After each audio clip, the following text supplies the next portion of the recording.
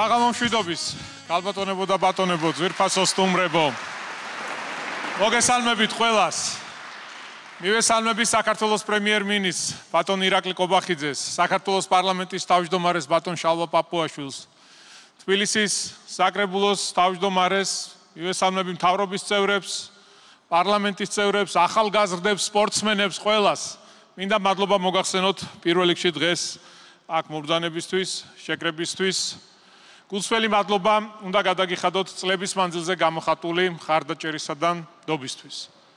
მინდა იცოდეთ, რომ თქვენთან ერთად გავლილი ეს წლები დედაქალაქისთვის სასიცოცხლოდ მნიშვნელოვან პროცესებში თქვენი ჩართულობა, ყოველი შეხვედრა, ყოველი გზავნილი სოციალური ქსელით, თქვენი მოსაზრებების გაზიარება ჩემთვის ძალიან მნიშვნელოვანი და ძალიან ძვირფასია.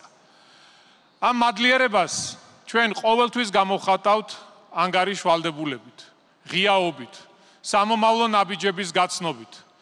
ჩვენ პასუხისმგებლები ვართ თქვენს წინაშე. ვიყოთ გულწრფელები და ვისაუბროთ არა მხოლოდ გაკეთებულ საქმეებზე, არამედ სამომავლო გეგმებზე, არსებულ გამოწვევებზე, რომელთა გადასაჭრელად გვაქვს კონკრეტული ხედვა. ჩვენ ბევრი ვისაუბრეთ თუ რა პროექტები განხორციელდა ბოლო წლების განმავლობაში, ბევრი კარგი საქმე გაკეთდა, თუმცა არსებობს უამრავი პრობლემა, უამრავი გამოწვევა, რომელსაც სჭირდება მოგვარება. დღეს უნდა ვისაუბროთ მიმართულებაზე, რომელიც ჩვენთვის განსაკუთრებით პრიორიტეტულია. ეს არის კულტურის, სპორტის, განათლებისა და ახალგაზრდობის პოლიტიკა. ზოგადად ყველაფერს, რასაც ვაკეთებთ, განკუთვნილია ჩვენი მომავალი თაობისთვის, ახალგაზრდებისთვის, მათი ჯანსაღი გარემოს შექმნისთვის, მათი განათლების უზრუნველყოფისთვის, სპორტისა და კულტურის ხელშეწყობისთვის. ძალიან მიამაყება, რომ დღეს ჩვენს ქალაქში ახალგაზრდებისთვის არაერთი სივრცეა, სადაც თავიანთ ნიჭს, შესაძლებლობებს გამოავლენენ და განავითარებენ. ეზიარებიან ხელოვნებას, დაკავდებიან სპორტით, იცხოვრებენ ჯანსაღი ცხოვრების წესით. მე ძალიან ბევრი მაქვს ნასაუბრები თუ რამდენად მნიშვნელოვანია ჯანსაღი ცხოვრების წესით ცხოვრება. არა აქვს მნიშვნელობა ასაკს. ყველა თაობის ადამიანისთვის მნიშვნელოვანია ვიცხოვროთ სწორად, ვიცხოვროთ ჯანსაღი ცხოვრების წესით, რადგან ეს ყველაფერი ეხმარება ჩვენს ჯანმრთელობას. ამ დარბაზშიც მეგობრებო, ბევრი ახალგაზრდა გვესწრება და მინდა მივმართო მათ. თქვენ რასაკვირველია ხართ ჩვენი მომავალი, მაგრამ ასევე ხართ აწმყოს აქტიური მონაწილეები. თქვენი ხედვა, იდეები, თქვენი ჩართულობა პროცესებში სასიცოცხლოდ მნიშვნელოვანია ამ ქალაქისა და ქვეყნის აღმშენებლობაში. ჩვენი კარი, რა თქმა უნდა, ღიაა თქვენთვის, გქონდეთ ჩვენი მხარდაჭერის და ჩვენი თანადგომის იმედი. მეგობრებო, თბილისი ის ქალაქია, სადაც ბუმბერაზი ხელოვანები ქმნიდნენ საქართველოს კულტურის საგანძურს. ასეა დღესაც თბილისი კვლავაც ხელოვნებისა და კულტურის უდიდესი კერაა. შემოქმედებითი ენერგია, რომელიც ამ ქალაქს არასდროს აკლდა, თანამედროვე ფორმებით წარმოჩინდა. ყველაფერს, მათ შორის კულტურას სჭირდება მხარდაჭერა, წახალისება, რასაც თბილისის მუნიციპალიტეტი კვლავ განსაკუთრებულ ყურადღებას დაუთმობს და რა თქმა უნდა მომდევნო 4 წლის განმავლობაში ჩვენ გავაგრძელებთ მხარდაჭერით სხვადასხვა პროგრამებს და მნიშვნელოვან ღონისძიებებს. ასევე თქვენ კარგად იცით, ჩემთვის რამდენად პრიორიტეტულია სპორტისა და ჯანსაღი ცხოვრების წესის პოპულარიზაცია. ბოლო წლების მანძილზე უდიდესი ძალისხმევა გავწიეთ იმისთვის, რომ ყველა უბანში, ყველა რაიონში ხელმისაწვდომი ყოფილიყო თბილისელებისთვის სპორტული მოედნები და სპორტული ინფრასტრუქტურა. მე აქ მინდა ვისარგებლო შემთხვევით და ფეხბურთის ფედერაციას განსაკუთრებული მადლობა მინდა გადაუხადო მხარდაჭერისთვის, თანადგომისთვის, რადგან მათი უშუალო ჩართულობით ბევრი საფეხბურთო სკოლა აშენდა დედაქალაქში. რაც ძალიან კარგია, მისასალმებელია, რადგან ჩვენი შვილებისთვის ეს იქნება სივრცე, სადაც მათ ექნებათ შესაძლებლობა ვარჯიშის. მეგობრებო, ყველა დაწყებული პროგრამა გაგრძელდება და ცხადია გაფართოვდება. უფრო მეტ ახალგაზრდას მიეცემა განათლების მიღების შესაძლებლობა. კიდევ მეტი მხარდაჭერა ექნება კულტურის სფეროს. გაგრძელდება ახალი პროფესიების დაუფლებისა და დასაქმების ხელშეწყობა. გვიგულეთ თქვენს გვერდით, არ დავიღლებით თქვენ სამსახურში. მშვიდობა საქართველოს მეტი სიკეთე თბილისს. გავერთიანდეთ თბილისის საკეთილდღეოდ. ჩვენს გამარჯვებას გაუმარჯოს. ჩვენი ქალაქის წარმატებას გაუმარჯოს. მე ახლა მინდა ვთხოვოთ ჩემს მოადგილეს ანდრია ბასილაიას, რომელიც კიდევ უფრო დეტალურად გვეტყვის თუ რის გაკეთებას ვაპირებთ აღნიშნული მიმართულებებით მომდევნო 4 წლის განმავლობაში. ვთხოვოთ ანდრო.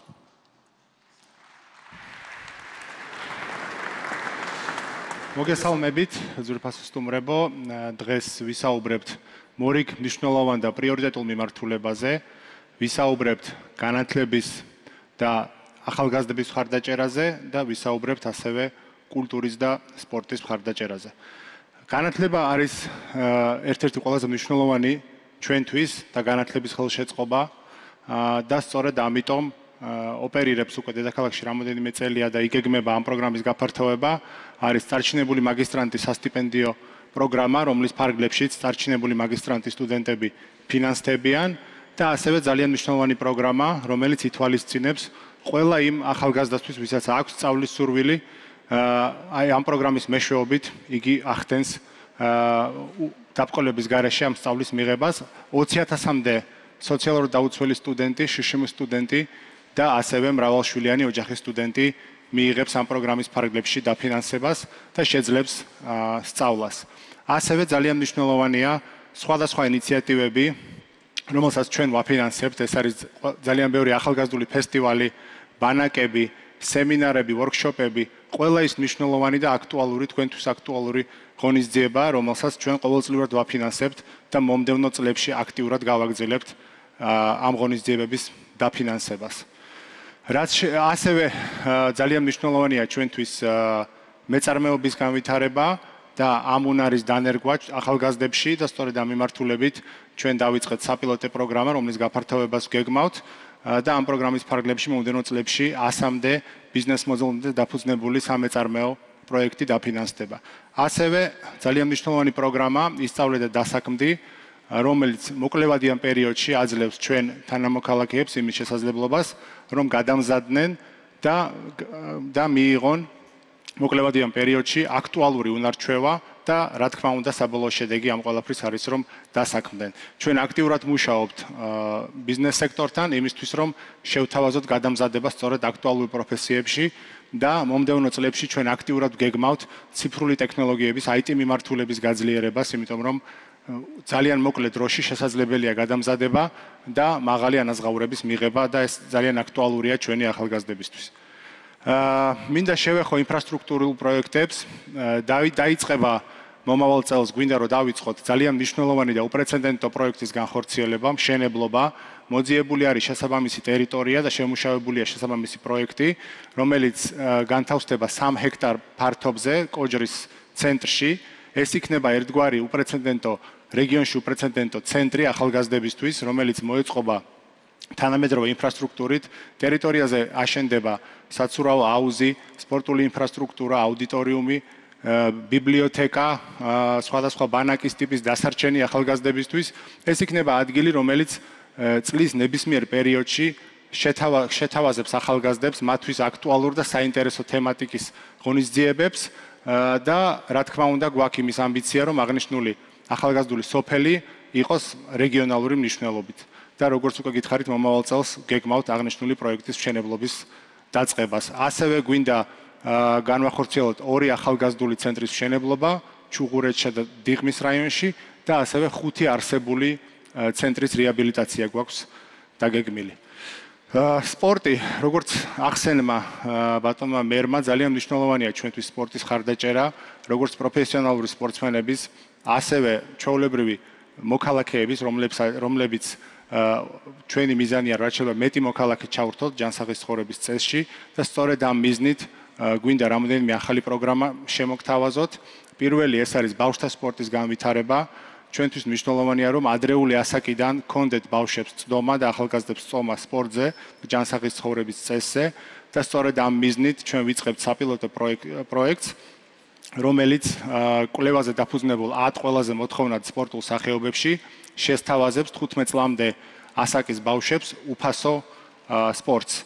ჩვენ აქტიურად დავიწყებთ სხვადასხვა პროვაიდერებთან, კლუბებთან მუშაობას, იმისთვის რომ გაფართოვდეს ეს შეთავაზება და უკვე მომავალი წლიდან, როგორც გითხარით, საპილოტო რეჟიმში აღნიშნული პროგრამა დაიწყება და ჩვენ თვლით, რომ მომდევნო 4 წლის განმავლობაში ათასობით ახალგაზრდა ჩაერთვება სპორტში ამ გზით.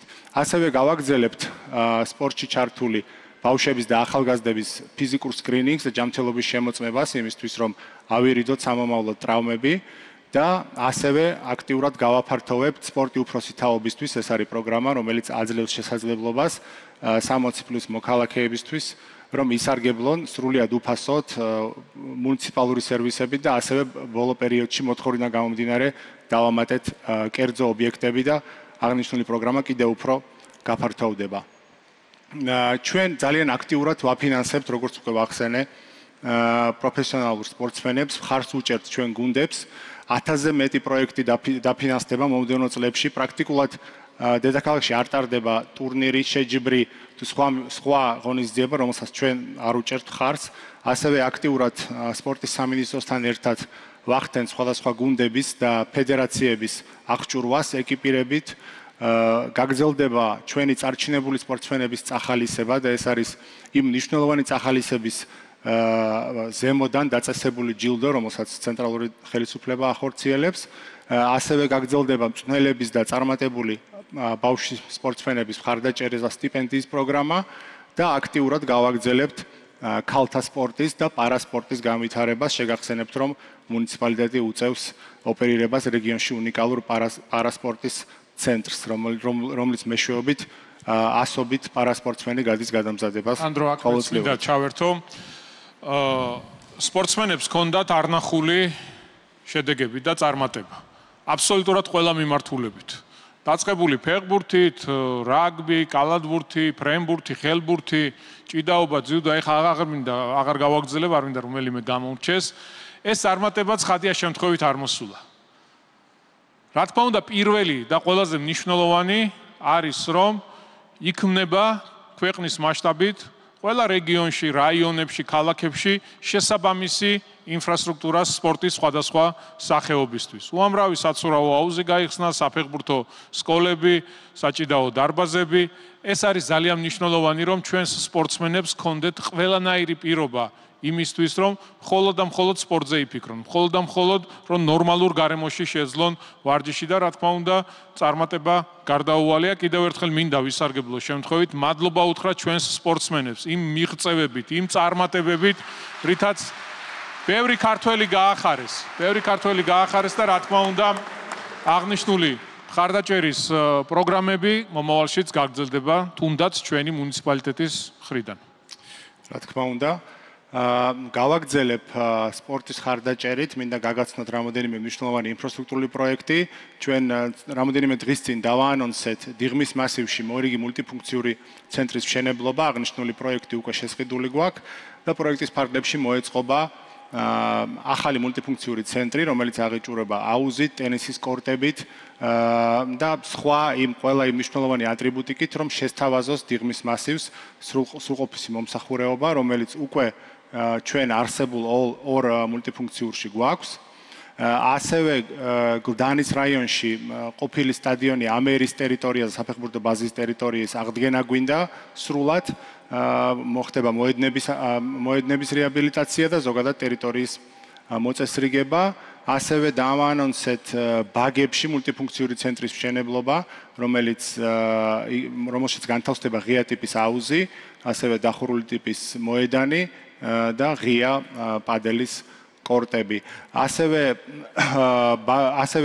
რეაბილიტაცია გვინდა ჩაუტაროთ ედელვაისის სტადიონს ვარკეთილის რაიონში, ეს მნიშვნელოვანი რაიონისთვის მნიშვნელოვანი ინფრასტრუქტურა, რომელიც წლებია მიტოვებულია და აღნიშნული პროექტზე დავიწყებთ ძალიან მალე მუშაობას და მომავალ წელს გვინდა უკვე სამუშაოები უშუალოდ დავიწყოთ აღნიშნულ ლოკაციაზე და აქტიურად დაიწყება სხვადასხვა პროექტის ფარგლებში ღია მოედნების მოწყობა, როგორც ვიცით, როგორც გამგეობები, ისე საქალაქო სამსახურები აქტიურად აწყობენ, როგორც სკვერებში, ისე სკვერების მიღმა ღია ტიპის მოედნებს და ეს აუცილებლად გაგრძელდება მომდევნო წლებში. რაც შეეხება კულტურას, როგორც მერმა ახსენა, ჩვენთვის პრიორიტეტული მიმართულება არის. ამ მიმართულებითაც უამრავი პროექტი ხორციელდება, რომელსაც ჩვენ ძალიან ბევრ პროექტს კულტურის სამინისტროსთან ერთად ვახორციელებთ. ფაქტიურად ყველა დარგის მხარდაჭერა ხდება, ჩვენთვის მნიშვნელოვანია, განსაკუთრებით მნიშვნელოვანია ინკლუზიური ხელოვნების და განათლების მხარდაჭერა და ამ მიმართულებით აქტიურად დავაფინანსებთ პროექტებს, ასევე დიდი საერთაშორისო ფესტივალები, რომელიც სულ უფრო მომრავლდა ჩვენ დედაქალაქში, რა თქმა უნდა, აქტიურად დაუჭერთ ამ მიმართულებას მხარს, თეატრალურ დადგმებს, როგორც უკვე ვახსენე, კონცერტებს, ფესტივალებს, ნებისმიერ ღონისძიებას, რომელიც წაადგება ჩვენ დედაქალაქს, ჩვენ მზად ვართ იმისთვის, რომ ის დავაფინანსოთ. ასევე გვინდა გავაფართოთ ჩვენი ყოველწლიური კონკურსი შემოქმედებითი თბილისი კონკურსის ფარგლებში ძალიან ბევრი მნიშვნელოვანი პროექტი დაფინანსდა, ძალიან ბევრი წიგნი გამოიცა და გვინდა რომ აღნიშნული მიმართულება გავაძლიეროთ, განსაკუთრებით ციფრული ტექნოლოგიების მიმართულებით, რომელიც სულ უფრო აქტუალური ხდება გლობალურადაც და რა თქმა უნდა კულტურის მიმართულებითაც.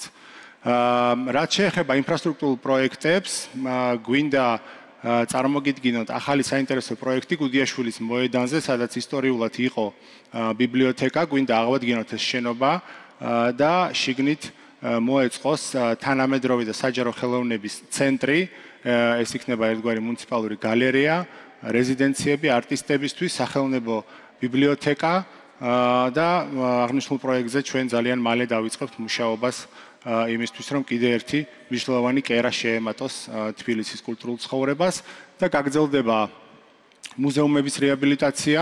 ჩვენ გვაქვს დაგეგმილი უკვე უშუალოდ სამუშაოების დაწყება ილია ჭავჭავაძის სახლ-მუზეუმში, ასევე ზაქარია ფალიაშვილის სახლ-მუზეუმში, რომელიც მძიმე მდგომარეობაშია და წლებია თოჯინების მუზეუმი არის სამწუხაროდ შენობის გარეშე, წინა ხელისუფლების დროს გაიყიდა თოჯინების შენობა და უკვე მოძებნილია შესაბამისი სივრცე, პროექტით შემუშავებულია და მომავალ წელს აქტიურად დავიწყებთ თოჯინების ისტორიული მუზეუმის აღდგენას. ასევე გავაგრძელებთ სკოლების და ბიბლიოთეკების რეაბილიტაციას აქტიურად ყველა რაიონში. გვინდა ასევე ყურადღება დაუთმოთ თბილისში არსებულ პანთეონებს, ერთგვარი ისტორიული ძეგლების არეალია, ეს ორივე პანთეონი ჩვენთვის მნიშვნელოვანი და ამიტომ გვინდა რომ რეაბილიტაცია ჩაუტაროთ. ასევე კიდე ერთი იდეა რაც გვაქვს არის სანდრო ახმეტელის თეატრის ბაზაზე, რომელიც გლდანში მდებარეობს, ავამუშაოთ ინკლუზიური თეატრი და საგანმანათლებლო ცენტრი და ასევე ყურადღება დავუთმოთ მუნიციპალურ თეატრებს და განვახორციელოთ მათ მიმართულებით ასევე ახალი პროექტები. დიდი მადლობა. მადლობა ანდრია. მადლობა ანდრო. მეგობრებო, როგორც ხედავთ, ძალიან მნიშვნელოვანი პროექტები გვაქვს დაგეგმილი მომდევნო 4 წლის განმავლობაში, რაც უნდა გაკეთდეს. რა თქმა უნდა, შეუქცევადია ის პროცესები, რაც მიდის.